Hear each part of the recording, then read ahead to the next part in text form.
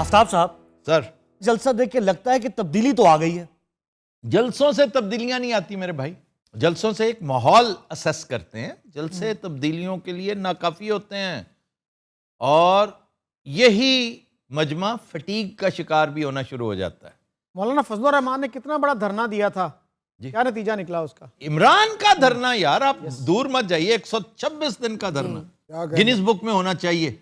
इतना बड़ा धरना, एक छोटी सी मीटिंग, उसमें कहा गया भैया इस तरह नहीं हो सकता, ये चाहिए तो कर लेते हैं, ऐसे नहीं हो। और उसके बाद ये 14 की बात है, 18 तक मामला चलता रहा। तो धरनों से, जलसों से कुछ नहीं होता। तो फिर हालात को खुला छोड़ दें।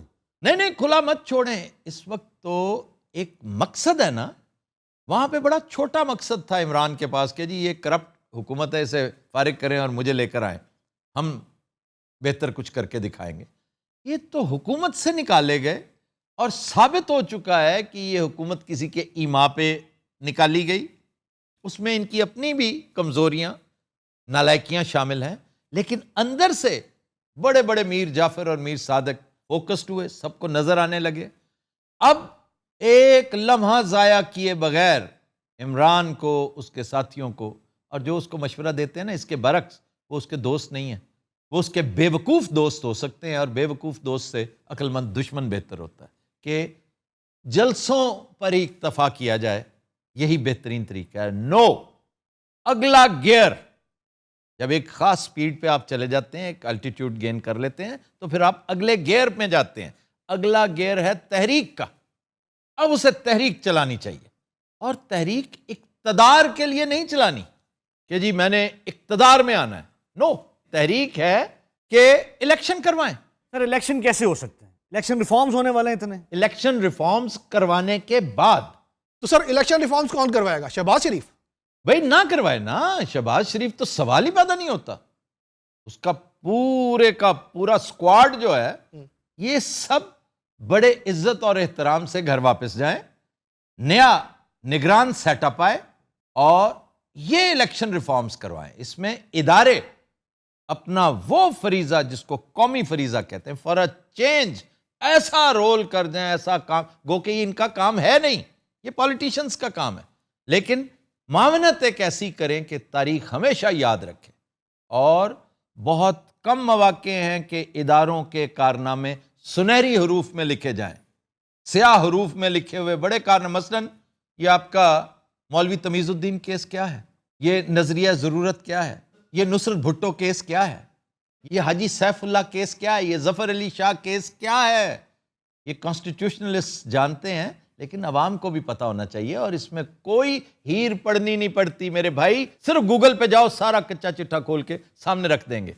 तो 2-3 ऐसे काम बड़े कर जाओ कि लोग कहें कि नहीं भाई, इस मुल्क को स्ट्रेंथन करने में इदारों का बहुत बड़ा रोल है। और इलेक्शन रिफॉर्म्स एक बहुत बड़ा लैंडमार्क हो सकते हैं। लेकिन केयर टेकर गवर्नमेंट तो कानून साजी नहीं कर सकेगी, क्योंकि असेंबली नहीं होगी उस वक्त। तो देखिए, कोई भी ना हो, असेंबली हो ना हो, असेंबली का एक फादर फिगर है president ji, he is always there.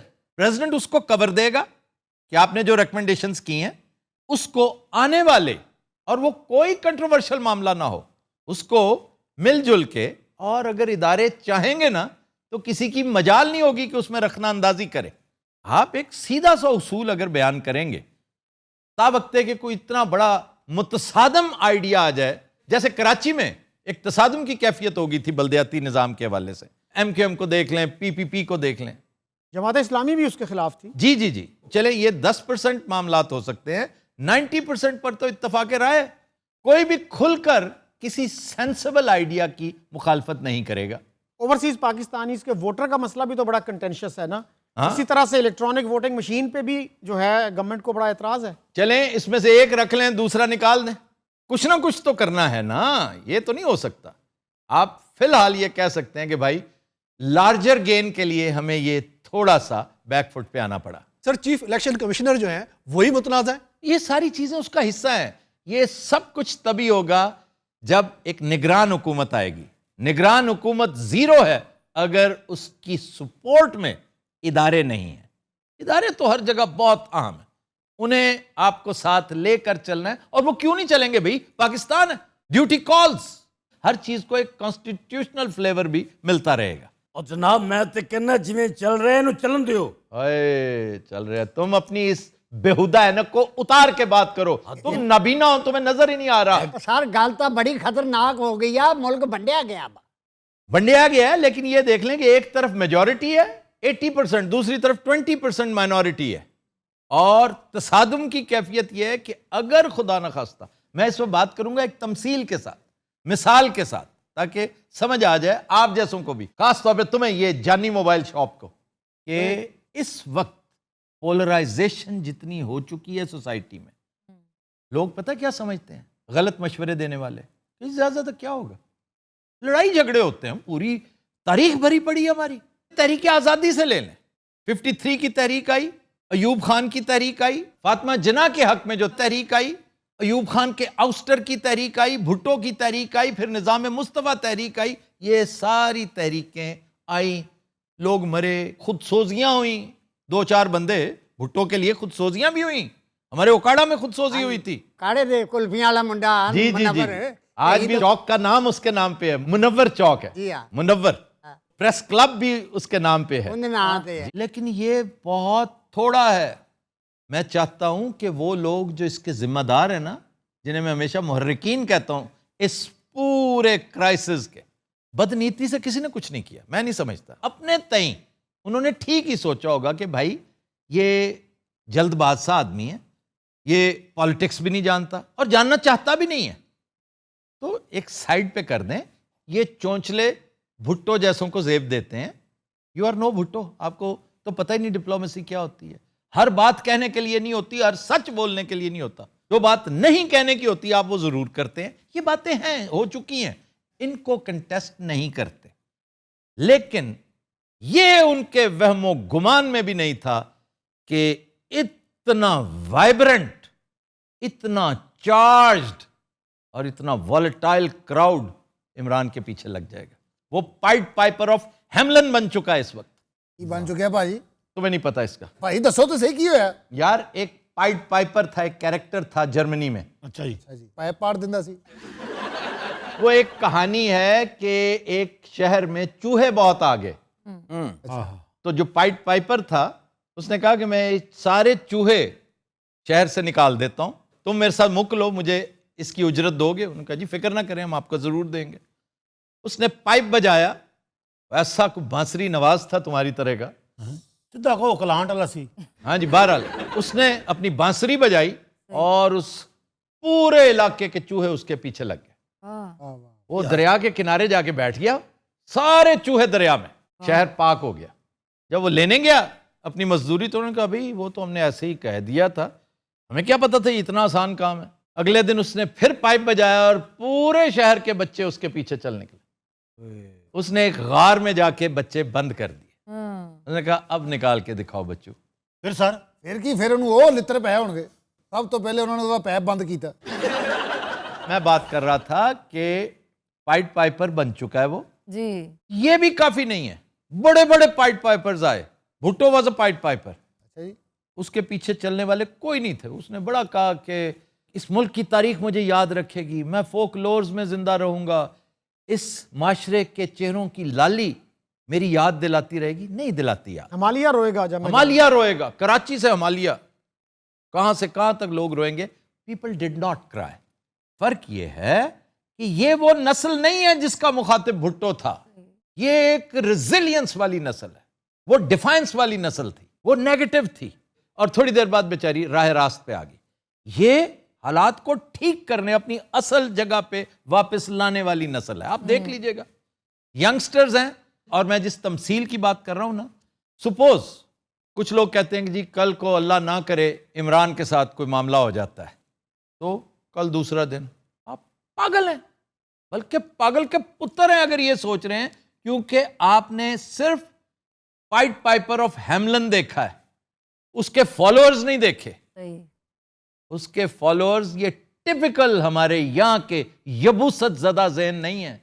وہ ینگسٹرز ہیں جو اپنے حقوق کو جانتے ہیں, وہ ینگسٹرز ہیں جو ایجوکیٹڈ ہیں, اور انہوں نے پڑھ کے اس قوم پہ ویسے احسان کیا ہے. احسان ان کے ماں باپ نے کیا ہے, بھلے سے وہ عمران کے خلاف ہوں, لیکن یہ جو ینگسٹرز ہیں یہ اس قوم کا نفع نقصان جانتے ہیں. یہ جب باہر نکلیں گے نا سڑکوں پر، پھر آپ کو احتیاطاً، یہ جو میں محرکین کا ذکر کر رہا تھا، انہیں احتیاطاً گارسیا لورکا کو پڑھنا چاہیے، پابلو نرودا کو پڑھ لینا چاہیے، انہیں فرانکو کا دور پڑھنا چاہیے، انہیں یوں پال ساخت کو پڑھ لینا چاہیے. یار میں کہنا اگلے چوکے منگنا آئیے کافی لمبا میرے تو سر نو پیڑ ہونے لگ پئی. ایڈی اچھی بولتا بازار چ بھی کوئی نہیں وڑ رہا. وہ آپ نے لڑکا دیکھا جو وائرل ہوا یادگار میں، وہ ایسے جنگلے کے نیچے کھڑا ہوا تھا، ہزاروں لوگ اس پہ پاؤں رکھ کے نیچے آیا ہے، واہ واہ واہ واہ واہ. وہ خان کے نعرے لگا رہا تھا، لوگوں نے پیسے بھی دیے، کہہ رہا نہیں بس دعا کرو خان جیتے، تم جتنا بھی مجھے گزرو. وہ کیریکٹر یاد آ گیا ہے، مختار مسعود کی کتاب.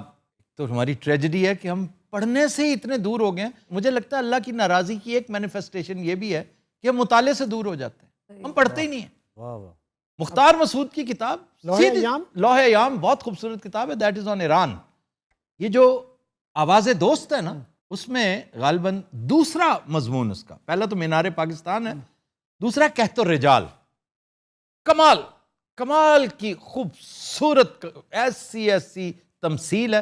ایک ولندیزی بچے کی کہانی تھی کہ مجھے اب چونکہ عرصہ ہو گیا پوری طرح سے یاد نہیں، کہ کوئی ایک سیلاب آ رہا ہوتا ہے تو پانی نکل رہا ہوتا ہے، کہیں سے سیپیج شروع ہو جاتی ہے، تو وہ اپنا ہاتھ آگے رکھ دیتا ہے کیونکہ اگر میں نے ہاتھ اٹھا لیا تو یہ فصلیں تباہ ہو جائیں گی. وہ ساری رات بیٹھا رہتا ہے اور لوگ حیران ہوتے ہیں کہ بچہ ہے وہ روک کیسے سکتا ہے.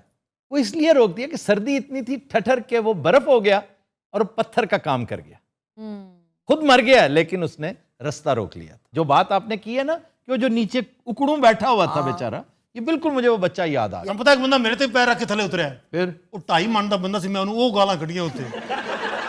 یار میری گل سنو، جے ہن کسی نے تھے اکڑوں یاد کرایا نا، میں اٹھ کے وہ مکھ نوں تباہ کر دینا. میں گزارش کروں گا ایڈیٹر سے کہ یہ جو جملہ ہائے موترزہ ہیں بیچ میں سے نکال لیے جائے. کدے لیے کر دیو، تے سانو شو تے کر دیو تسی، جے آپ ہی ون مین شو کرنا تے. یار واقعی ویسے اگر شو میں ان کی کیا ضرورت ہے؟ کوئی خاص ضرورت نہیں ویسے. اچھا یہ گل کرو، میں چپ کر کے بیٹھا. میں گنی کر کے میرے نال رہا کرو. کٹ دے گا پھر کتنے جائیں گا؟ کر دے گا تے پھر کی اسی اور کتے چل جائیں گے یار. اور کتنے جائیں گے؟ سارے چینل تے بندے بیٹھے. بھائی جان وہ تمثیل کا بات مکمل. اچھا جی، تمثیل یہ ہے ہیلو. کہ ہمارا ایک گھر ہے، گھر کے اندر کپڑے ہوتے ہیں، فرنیچر ہوتا ہے، جو چیزیں آپ کی انتہائی قیمتی مال و اسباب، اور سب سے قیمتی آپ خود، آپ کے بال بچے ہوتے ہیں اس گھر میں. آپ سمجھیے کہ 5th جنریشن وار لڑنے والوں نے آپ کے گھر کے اندر نیچے سے پیٹرول چھڑک دیا. ہر چیز پیٹرول میں معطر ہو چکی ہے اور اس کے ہاتھ میں کیا ہے؟ Lighter. It's a matter of seconds, بلکہ nano seconds, fraction of second, کہ اگر یہ معاملہ بھڑک اٹھا تو آپ کے ہاتھ سے نکل جائے گا. بے وقوفی مت کیجئے. میں بار بار کہہ رہا ہوں کہ یہ جو بچے ہیں نا، یہ جو جنریشن ہے، یہ پرانے والے لوگ نہیں ہیں، یہ اور لوگ ہیں. یہ وی فار وینڈیٹا والی جنریشن ہے. آپ نے تو پرندہ کا کلائمیکس سنا دیا ہے. جی جی، پرندہ میں اسی طرح وہ آگ والا وہ سلسلہ ہوتا ہے. ایک تو اس سے بچنا چاہیے، اور انشاءاللہ تعالی وزڈم پریویل کرے گی، ہم اس میں سے بچیں گے اور کچھ سیکھ کے نکلیں گے. اور سب سے زیادہ سیکھے گا اس ملک کا سسٹم، اور نمبر 2 عمران خان. بھائی گل مک گئی. نہیں، آخری بات یہ ہے کہ اس کرائسس نے ہمیں بہت کچھ سکھایا. میں ذاتی طور پہ سمجھتا ہوں کہ میں اس کرائسس کا بڑا ممنون ہوں. کہ سچی بات ہے، میں پاکستان سے باقاعدہ مایوس ہونا شروع ہو چکا تھا. میں نے سوچ لیا تھا کہ یہ ملک اب جس نہج پہ پہنچ چکا ہے، امورالٹی کا لیول جس راک باٹم کو ہٹ کر چکا ہے، اب یہ میرے اور میرے بچوں کے لیے رہنے کے قابل نہیں ہے. لیکن اس کرائسس کے بعد جس طرح پلٹا کھایا نا عوام نے، اور خاص طور پہ ینگسٹرز نے، یہ جانتے ہوئے بھی کہ عمران سے اچھا پرفارم نہیں ہو سکا، تو اس پہ میرا اعتقاد پھر سے پختہ ہونے لگا ہے کہ یہ قوم واقعی، اسی کو ریزیلینس کیا ہوتی ہے. اگر آپ اپنا کھویا ہوا وقار، وہ ڈگنیٹی، وہ آنر، اپنی وہ پوزیشن پھر سے ریگین کر لیتے ہیں، تو کسی نے نہیں پوچھنا کہ اس دوران آپ نے کیا کہ، بلکہ یہ جو یو ٹرن لینے والے لوگ ہوتے ہیں نا، بائی چوائس جو نیکی کے رستے پہ آتے ہیں، گناہ کے رستے پہ چلتے چلتے بائی چوائس واپس آتے ہیں، وہ کندن ہو کے آتے ہیں. تو ہماری قوم کندن بن سکتی ہے. اس وقت ڈیسائسو مومنٹ ہے. یہ فیصلہ کن لمحات ہیں، اور خاص طور پر اس بات کا خیال ہمارے میڈیا کو بھی رکھنا چاہیے، ہماری سیاسی قیادت کو بھی رکھنا چاہیے، ہمارے عوام کو بھی رکھنا چاہیے، اینڈ ابو آل ہمارے اداروں کو بھی رکھنا چاہیے۔ سر موجودہ صورتحال میں اسد مجید کی بہادری کو کتنے نمبر دیں گے؟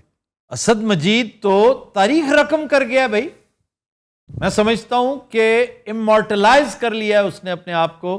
ایک جاب کیا ہوتی ہے؟ جاب بہت سے، میرا خیال ہے لاکھوں کولیگز اس نے دیکھے ہوں گے آتے جاتے، لیکن اسد مجید کو ہمیشہ یاد رکھا جائے گا۔ پاکستان میں اگر کوئی 5-7 ایسے بیوروکریٹس جو اپنے اپ رائٹ ہونے کی وجہ سے، اپنے الٹروازم کی وجہ سے، لوگوں کی خدمت کی وجہ سے، قوم کی خدمت کی وجہ سے جانے جاتے ہیں، جیسے مسعود کھدر پوش تھا، اس کیلیبر کے لوگ، اور میں اسد مجید کو ہمیشہ خراج تحسین پیش کرتا رہوں گا، جس نے کہا ہے کہ یار یہ کیا بات کر رہے ہیں آپ، میں نے اسی ملک کا کھایا ہے، اسی ملک سے تنخواہ لیتا ہوں، میں اس کے ساتھ غداری کروں گا؟ میں کیسے کہہ دوں کہ مداخلت نہیں ہوئی؟ میرا دل چاہتا ہے کہ میں پیرافریز کروں کہ یہ جاب تو آنی جانی ہے، اس جاب کی تو کوئی بات نہیں۔